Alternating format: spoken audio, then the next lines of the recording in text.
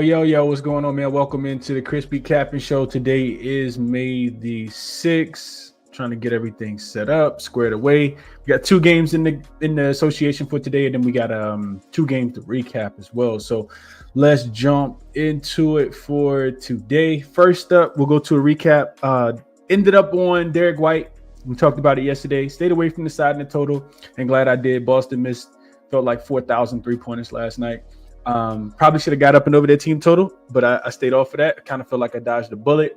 Did take OKC minus the 8.5, got the best of the number, and they just decided to, get absolutely dominated on the glass. Jokic had a monster game last night. Credit to Denver and Aaron Gordon for hitting the game winner last night. So a 1-1 split. I did lose a quarter of a unit because Derek White was a half unit. Well, played it to 1.5 unit. OKC was a 0.75 unit play for me. So subtract the difference, and we lose a quarter of a unit there. Pretty frustrating, but that's how it goes sometimes, man. That's how it goes sometimes. Shout out to all the people who backed the dogs yesterday. Dogs were barking yesterday. Dogs were barking for sure. Let's go through a couple comments and we'll jump into it for today. Just two games. Adam says, crazy night in the association. I love it. Says, Shea for 30. Joker triple-double. Called it. Like to hear that. What up, Justin? Appreciate you for tapping in. Faith says, whoever bet the Nuggets and Knicks together made some money, and that's a fact. They absolutely did. What up, Doms? Happy Tuesday to you, my brother. What up, Will? Says, what up, though, ChrisBeCappinn Community? So all the teams that have played the most recent in the second round series have won and covered so far. Interesting. It is very, very interesting dynamic. It's a lot of parity, a little more than I thought. Thought OKC would take care of business last night. They did not. Thought Boston would take care of business. I mean, the books did too. Both of those lines open a little bit lower than what they closed at, and you could say the public or the sharps or whoever are absolutely getting steamrolled right now with these road dogs coming in game ones and stealing them. And we got another one tonight that we're going to talk about. Then we got a game two that we'll talk about in just a second as well. That's a fact though. Chase says nobody on earth places a Knicks Nuggets money line parlay. That's exactly why those two hit, because nobody took it. Yeah, you're not going to, if you do it again tomorrow, you're probably not going to make too much money consistently doing that. So, yeah, I do kind of agree with that. Nobody out here putting those two together. Let's see. Fear Lee. What's going on, my brother? Appreciate you for tapping in. What up, Attack? We feel like I haven't seen you in here in quite a while. Appreciate you for tapping in. Good morning, Brian. Says good morning, Chris. Says good night last night, underdog night. Let's get it tonight. Favorites tonight. So you think that they cover? Talk about that in a second. Let's see what else y'all saying. I think that's about it. What up, G421? He says, what up, though? Playoff basketball, man. Dogs decided to run wild. Joker points, rebounds, and assists. SGA over his points. Yeah, those were some good looks. All right, let's jump into it for today. So first, we will go with jaXon. jaXon went 1-2 yesterday on the plays that I gave out. However, so we talked about the winner was what was the winner? I forgot what it was. Al Horford under 5.5 rebounds was a loser. Josh Hart under his assist was a winner. That was the winner. jaXon liked the under 212.5, which would have been a winner had the game not went to overtime yesterday. Or if you could just got a better number, you could have waited for that number to go up and got a better number, because it did go up throughout the day. So 1-2 day, I kind of feel like jaXon probably would have had a sweep if Porzingis didn't get hurt yesterday, because Al Horford probably doesn't. He finished with 7 rebounds, but I don't think he plays 34 minutes if Porzingis doesn't, come down with an illness yesterday. And he probably stays under his boards, but that's how the cookie crumbles sometimes, man. You just pick it, dust yourself off and get back up. So today's prop was, let's go back to player props. What I looked for today was just what are the two best player props on the board for the NBA today. jaXon tells me that it likes Darius Garland up and over his 5.5 assists. Looks like the best, or the odds. I'm not sure if there's the best odds. Always tell you guys shop around, but minus 125 on Bet Rivers. Since Garland has been highly effective in the playoffs, hitting the over on this line at 80% of his last 10 games, 73.33% over his last 15 games. Against the Pacers this season, Garland has a 100% hit rate on this line, averages 7 assists per game in the two matchup. The Pacers rank 15th in defense versus the point guard positions, which is middle of the pack, suggesting Garland should have opportunities to distribute efficiently. With Cleveland needing to bounce back performance after game one loss, Garland's playmaking will be crucial, especially if he returns from the toe injury. So that's the first one. Obi Toppin over his half of assists. So Obi Toppin to get 1 assist. This is juice. It looks like it says minus 160 on ESPN Bet, but always shop around. See if you can get it for a little bit better price. Since Toppin has been consistent in this category, hitting the over in 100% of his last 5 games, 90% of his last 10 games against the Cavs this season. He has an 80% hit rate, averaging 1.6 assists per game. Cleveland ranks 18th in defense against the forward position, which is below average, providing Toppin with a favorable matchup to contribute at least 1 assist in this spot. His role in Indy's fast-paced offense, which thrives on ball movement, further supports this pick. So jaXon likes the over for Obi Toppin to get an assist. jaXon also likes Darius Garland over his 5.5 assists. And then the other one was thoughts on the total between the Warriors and the Timberwolves. jaXon likes, let's see. So recent trends, Warriors have gone 5-5 to the over/under in their last 10 matchups, while the Timberwolves are 7-3 to the 3-7 to the under, or 7-3 to the under in that same time span. Both teams have leaned towards lower scoring games in the playoffs. The Warriors last series against the Houston saw totals under 210 in 4 to 7 games, while the Timberwolves series against the Lakers hit the under in 4 to 5 games. Timberwolves boast the 6th best defense in points allowed at 108.6, while the Warriors rank 6th defensively, 110 points allowed per game. Both teams excel in limited scoring opportunities, which could suppress the total. Minnesota's defense has been particularly effective in the fourth quarter, allowing just 24.8 points per game, 2nd best mark in the league. Offensive efficiencies, Golden State 114.8, ranking 11th in the league, but the shooting efficiency has been inconsistent, 45% field goal percentage. Minnesota 114 as far as their scoring points per game, ranking 13th, but their offense relies heavily on Anthony Edwards, who faces a tough defensive matchup against the Warriors' perimeter defenders. Pace of play, both teams play at a moderate pace. Warriors 15th in pace, Timberwolves 18th in pace. This suggests a controlled tempo, which could limit the total number of possessions and scoring opportunities. Rest and fatigue. So the Timberwolves have had 5 days of rest after closing out the Lakers in game 5, while the Warriors are coming off a grueling game 7 series against Houston with just 46 hours of rest. Fatigue could impact Golden State's offensive efficiency, particularly in the second half. Recommendation: given the defensive strengths of both teams, the recent trends towards the under, and the potential impact of the fatigue of the Warriors, I lean towards the under 210 on Bet Rivers. The Timberwolves' ability to control the pace and their elite fourth quarter defense further support this pick.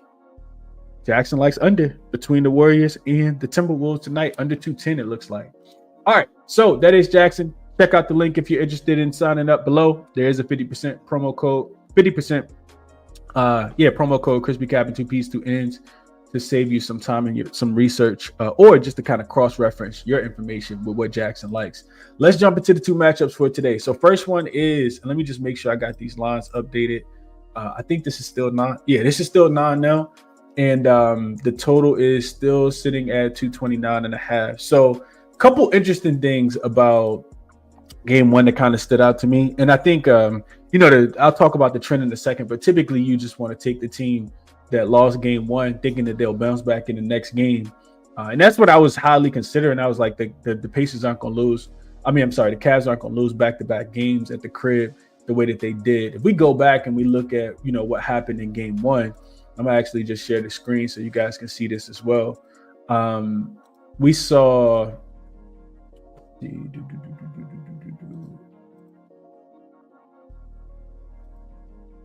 All right, so we go here. Let me just minimize myself a little bit. We look at all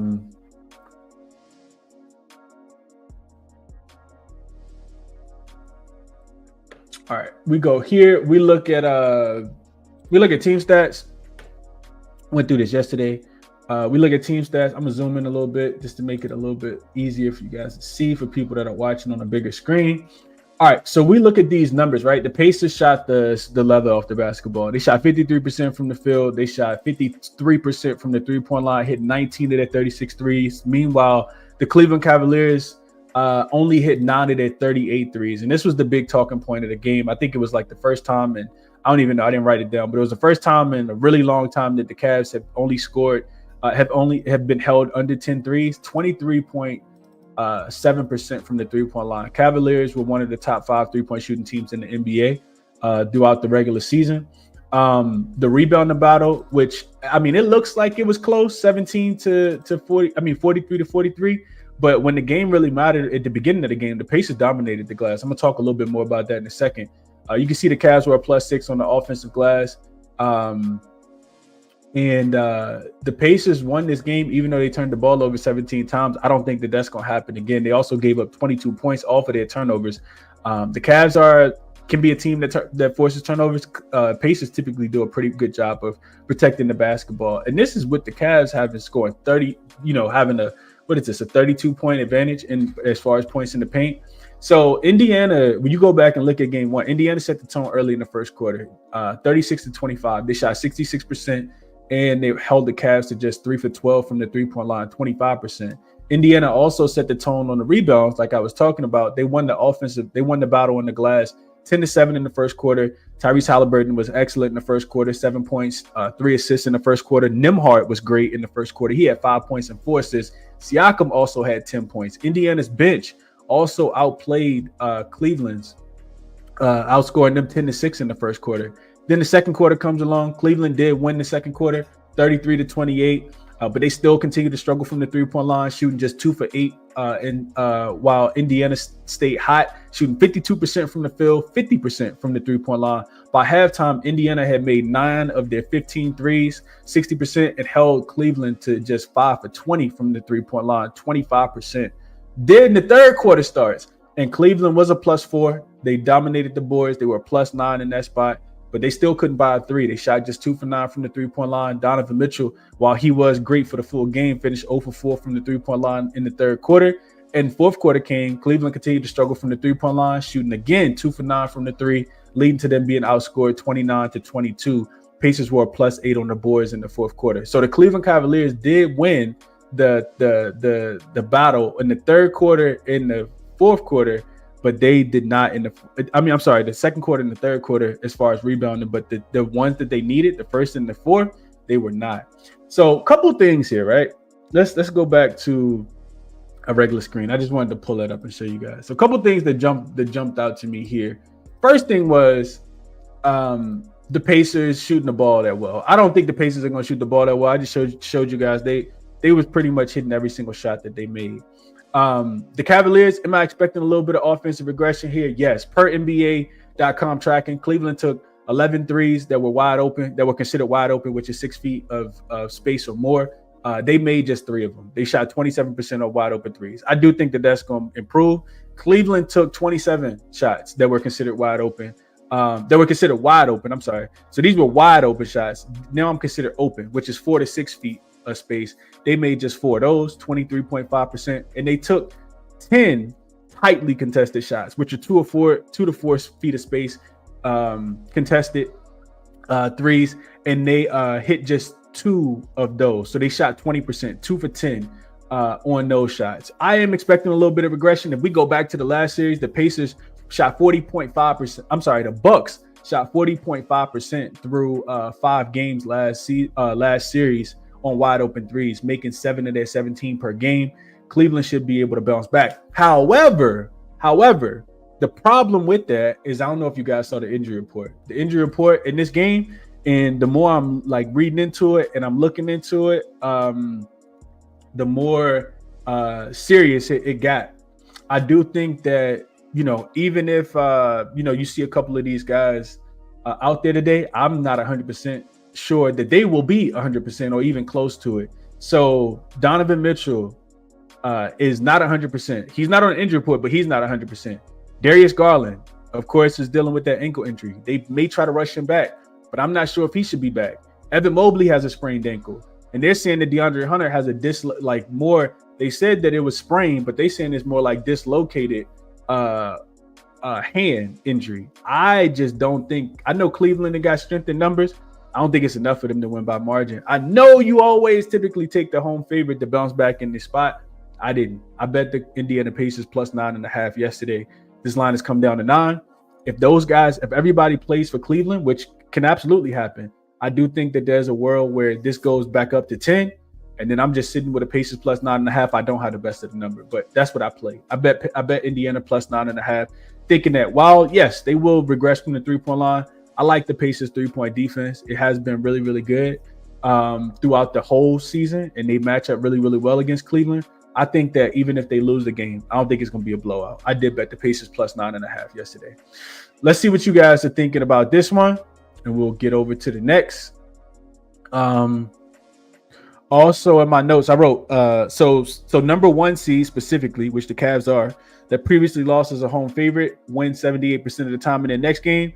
They cover 63.5% of the time dating back to 1998, and they won by an average of 10 points per game. If the spread is bigger, which at first it was bigger in the following game than the first game, they did 64% at 39 and 22 against the spread.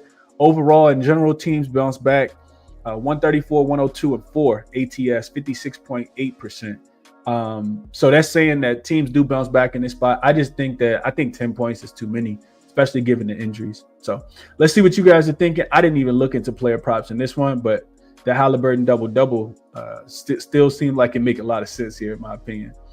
Let's see what you guys are thinking about this one. Let's go backwards a little bit.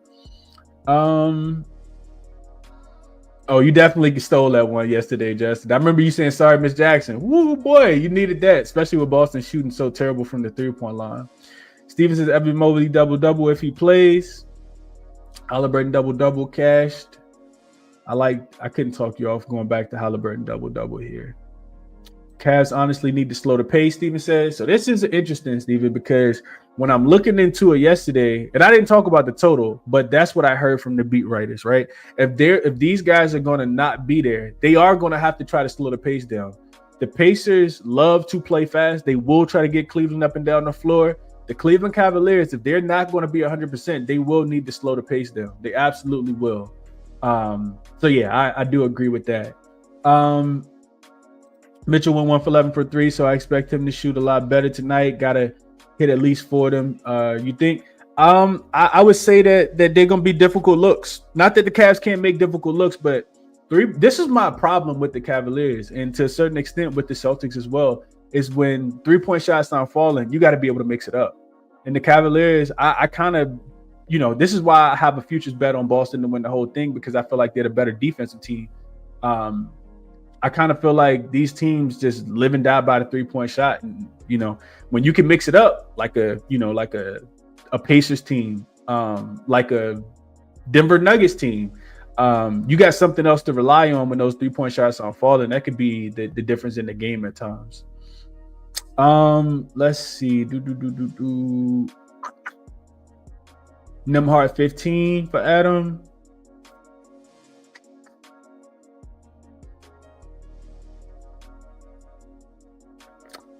Nally says, I'm running the Pacers plus 9 back. I'll trust the Cavs when their starting 5 is in with Garland and their normal bench.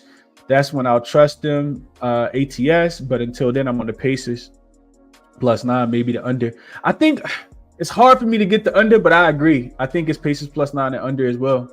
Those are the ways that I would be looking. I bet plus 9.5. Sent it out last night. Justin says he don't care. He think the Cavs going to score today. Put that 120 in his pocket before the injury report came out. He don't care who play. Dime's on it plus 9.5 as well. Yeah. Okay. Going to Max right here. So I love this. I said I didn't have any player props for this game. I lied. Let's go look at Max real quick. Let's go look at Max, because I actually found some stuff about Max this morning.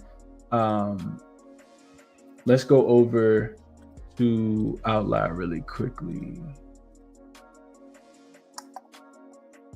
All right, so I actually like Max today. I actually like Max a lot. So Max was one of the guys who shot the ball really, really poor in the last game. This is his first quarter assist, which I wasn't looking into that, but okay, that looks good. His points or his 3-point prop. I like the 3-point prop a little bit more. It is plus 104. I do think that this probably closes at I think it closes at minus money and not plus money. So a couple things I like here for Strus. If we go back to the last game, this is his last 10 games. You can see he shot pretty well against the Knicks. Against Miami in the first round. He did go up and over in 3 of the 4 games. But more so than that, we already know what it's about. It's about the volume, right? So 12, 5, 8, 4, and 8 3-point attempts. So first, if you're telling me there's potential for somebody to not play, I think he's gonna get even more minutes, especially for his defense as well. He shot 2 for 8. You can see that right here.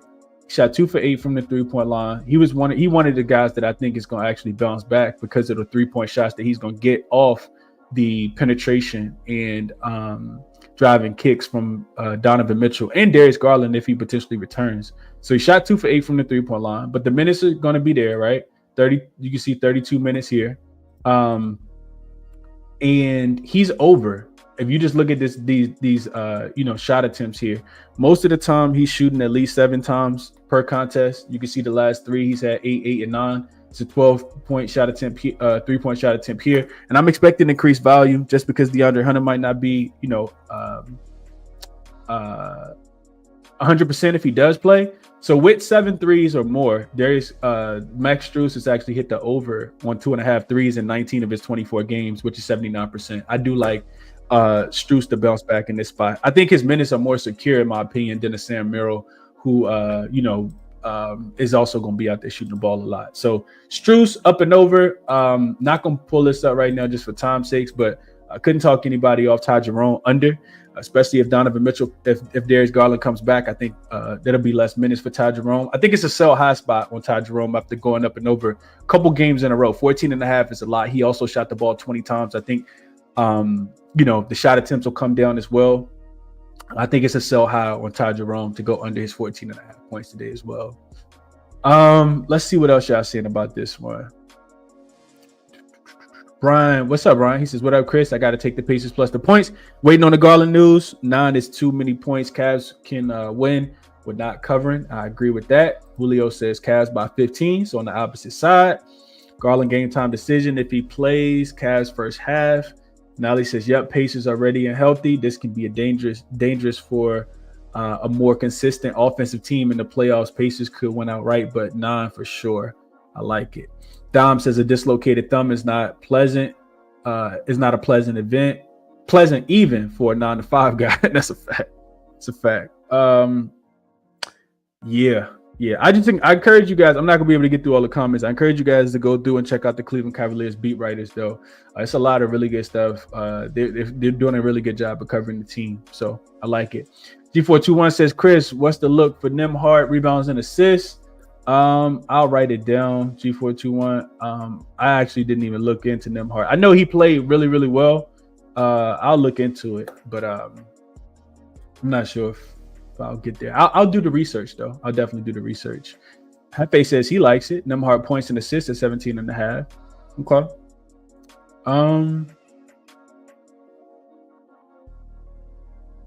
Daryl says he's riding with all the upsets, just taking the dogs. Just taking the dog every single time. Okay. Pacers money line tonight. You think they go up 2-0? All right, cool. I don't know how much of a winning proposition it is, but I hope you cash it, Daryl, because I am on the Pacers tonight with you. Let's move over to the next game. Last one on the board is the Golden State Warriors and the Minnesota Timberwolves. This line opened at 5, and it moved to 6. Then it opened 6. Then it went 6.5. Went up to 7. Came back down to 6.5. Went up to 7.5, and now it looks like it's settled at 7.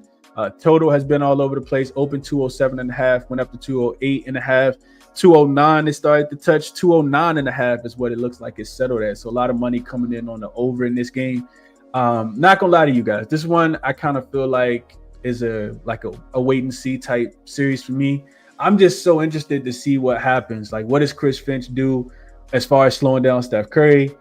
This is like full series perspective. How does somebody like Rudy Gobert stay in the game, like based on they're gonna put him in a lot of switches with Steph Curry and Brandon Brzezinski, which I feel like he has, he's at a disadvantage. So we'll see how much, Rudy Gobert actually plays. As far as this spot, though, it does set up well for the Timberwolves. I mean, you can say that it's set up for all the teams so far, the teams that had a major rest advantage, and the Timberwolves do in this spot. And it's not even just the rest advantage that the Timberwolves have, it's also the Warriors coming off a Game 7 loss. And I think that's what the market is betting against here, moving this line from 5 to 7. So teams who previously won a Game 7 as a dog, they're just 4-17, straight up 8-12-1 against the spread. Per the Gimme the Dog database going back, I think, to 2002. 13-8 to the over as well, which we have seen some money come in on the over. I think the Warriors team total is like 101.5. The Timberwolves team total is 108.5. So let's jump into the matchup. All four of the games that have been played so far between these two teams were all played before the Jimmy Butler trade. To Minnesota's credit, I think we can also say they were played before, they kind of figured out what was going on with Julius Randle. Julius Randle played really, really well in that. He's been playing really, really well throughout the stretch of the season. These were two of the hottest teams in the NBA after the All-Star break. Minnesota kind of got their act together, stopped playing around with their food. The Golden State Warriors really needed to win games. Both of these teams needed to win games for seeding purposes. Golden State did win the series, the season series 3-1 straight up and against the spread. But like I said, those games were played. Two of them were back-to-back in Golden State, with Golden State losing the first one. Then Minnesota took care of business in the second one. And then the last two were a game where Golden State came in and stole one in Minnesota, and then Minnesota got their lick back. Minnesota did not get their lick back. They lost that one as well. So a couple different things to think about here. Minnesota, so the rest advantage automatically makes me lean towards the Timberwolves. However, 7 is a pretty big number. I think this is about where it should be. So I don't think it's a lot of value on betting the game as of today. Minnesota has been slightly the better offensive team throughout the playoffs, 116.7 offensive rating compared to a 111 offensive rating for the Golden State Warriors. You can argue that, the Rockets defense was better than the Lakers defense. They've been a slightly better defensive team as well, which I do think that, the Timberwolves, that's going to be their calling card, I think, in my opinion, because the Lakers offense was supposed to be the best unit on the floor between the Timberwolves offense, the Lakers defense, and the Timberwolves defense. But that's not what we saw. Timberwolves were able to take the Lakers out of the game. Lakers rely heavily on three-point shooting, which is something that Golden State doesn't necessarily have to do with Jimmy Butler. They can play a little bit more one-on-one basketball. As far as so I talked myself off of playing the side as far as anything that I would play right now. As far as the total goes, couple different things here. Golden State finished 19th in pace post All-Star break. Minnesota's finished 21st in pace. Both teams did finish top 10 in offensive rating. And they also finished top 10 and top 12 in defensive rating, with Golden State being the number 1 defensive rated team post All-Star break. So it's always tricky when you think about efficiency and you think about pace and defensive rating. When they're all kind of aligned, it's easy to get on the over or under. But when you think about the game being played at a pretty slow pace, I do anticipate that. When you think about how good these defenses can be, these are really elite defenses, that kind of makes me lean towards the under, like jaXon is talking about. But then when I think about how elite they can be offensively and how both of these teams can get hot from the three-point line, I also think about how Golden State turns the ball over, especially when they lose and they give up a lot of points to their opponents off of those turnovers. It makes me think that, maybe it does sneak up and over the total. So this is a really, really difficult game one for me, if I'm being honest with you guys. I wouldn't bet it right now at -7. I will say home favorites coming off a 5-game series facing an opponent that's coming off a 7-game series, which Golden State is. They have been just slightly profitable, 7-4 straight up, 6-5 against the number, dating all the way back to 2002. The totals also are 8-2 to the over as well. So this is one where I kind of want to wait and see. Even before I play a player prop, I kind of want to wait and see. I'm interested to see what the defensive coverages look like against Anthony Edwards. If Golden State is going to be able to take away the three-point shot from Minnesota, Minnesota is going to want to rely on the three. Golden State finished second half of the season, they were 7th in opponent 3-point frequency. So they did a pretty good job running teams off the line. That's important because Minnesota, they shot the 6th most threes at the 11th best percentage. They shot 38% from the 3-point line post All-Star break. And, throughout the full season, they were just a 3-point shooting team, 3-point happy team. And they were able to knock them down. So I don't know, man. I just kind of feel indifferent about the game. Maybe I'll play something live, but I didn't play this one. Hopefully something that I shared was helpful for you guys. I think overall, I probably would lean towards I kind of want to play under. I kind of think Golden State's offense will struggle in game 1, being that, coming off that grueling game 7 loss. And typically when you lose 2 games in a row and put yourself in a position like the Golden State Warriors did against the Houston Rockets in game 7, the basketball guys don't reward you for that. So Minnesota team total over. Maybe they get to 109 is what I would play. If I had to play anything in the game, I'll go team total over 108.5 is if I had to play this one. Let's see what you guys are thinking about this one. And then we'll get to a quick recap. But yeah, Minnesota team total over 108.5. Which is still tough to play because Golden State, like I said, can be a very excellent defense. This isn't the Rockets, the offense, though. I will say that. It's not the Rockets offense. Let's see. Marquise, going back to that first game, says, DeAndre Hunter don't even need a wrist. He's still going to play his points and ladder him to 15. I would not be doing that, but I wish you the best on your endeavors, my brother. Let's see. Let's go back. Wolves first half for Doms. Man, I kind of think that if the Golden State's going to show up, it's going to be in the first half. And then second half, they probably going to look a little worse, in my opinion. But we shall see, man. We shall see. Rudy Gobert Revenge Series.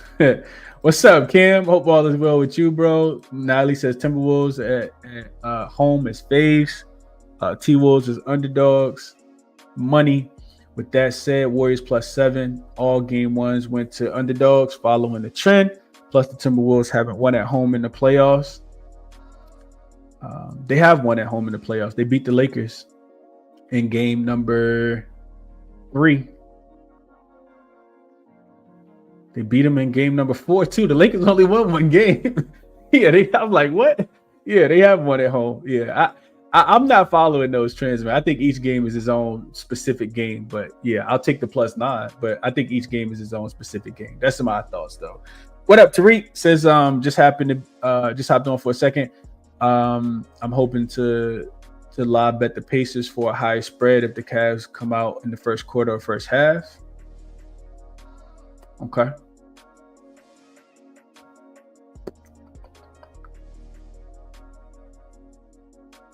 Cam says he likes McDaniels in this one. Ant been trusting him, and he provides the same matchup issues Amin did with the shot.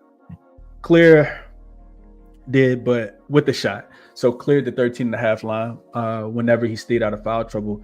Yeah, I think Jaden McDaniels is probably the X factor in this whole series because his ability to be able to slow down Steph Curry. In my opinion, he's an Amin Thompson 5.0.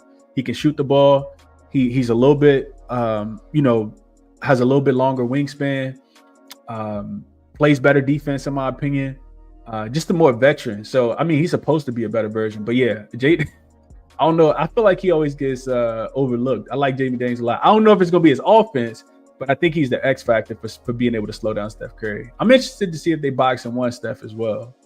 G421 likes that team total over. Says taking it over at 108.5, but going to try to catch it live, -3.5 or -4.5, keep the light-skinned man in mind, talking about Steph.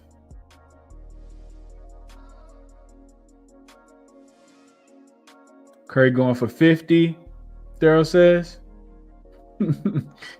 Think Steph going for 50 after game 7? I could not disagree with that more, Daryl. But we'll see what happens, man. We shall see how it goes.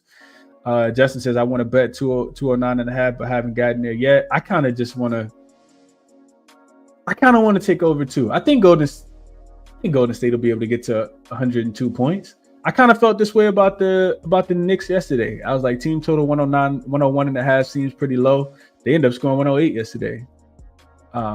However, Golden State coming off of Game 7. I gave you guys the numbers. I know you could just blatantly disregard them based on, recency bias, but that's not something that I would want to do. So, yeah, it's a tough Game 1, man. What up, guy? What up to my guy, Si? What up, Si? And under 12.5 rebounds and assists for G421. What up, Anthony? Who's checking? Anthony Edwards. Gary Payton, I guess. But are you talking about betting on Ant, or are you talking about betting on the game? He can, or he can go absolutely cold as ice water, like he did in games number 5 and game number 6, Adam, where he combined for, I think, 0-3. So, yeah, Buddy Hill is, up and down, man. Will says, who do you think the Warriors make? Do you think the Warriors make the Wolves go small? If not, Gobert should clean the boards. And I agree with that. We'll see. That's why I said Game 1 is more like a fill-out game, man. I don't really want to bet it unless it's something live, and then I'll share what I bet live. But I don't really want to just be out here experimenting like that. That's not how I bet NBA games. I'm not a big experimentation type guy. But yeah, I think we did a pretty good job. Been on here talking for a while. We'll go Minnesota. Team total over 108.5 if I had to bet anything in that game. And we'll go Strus over 2.5 made threes. And we'll also go Ty Jerome.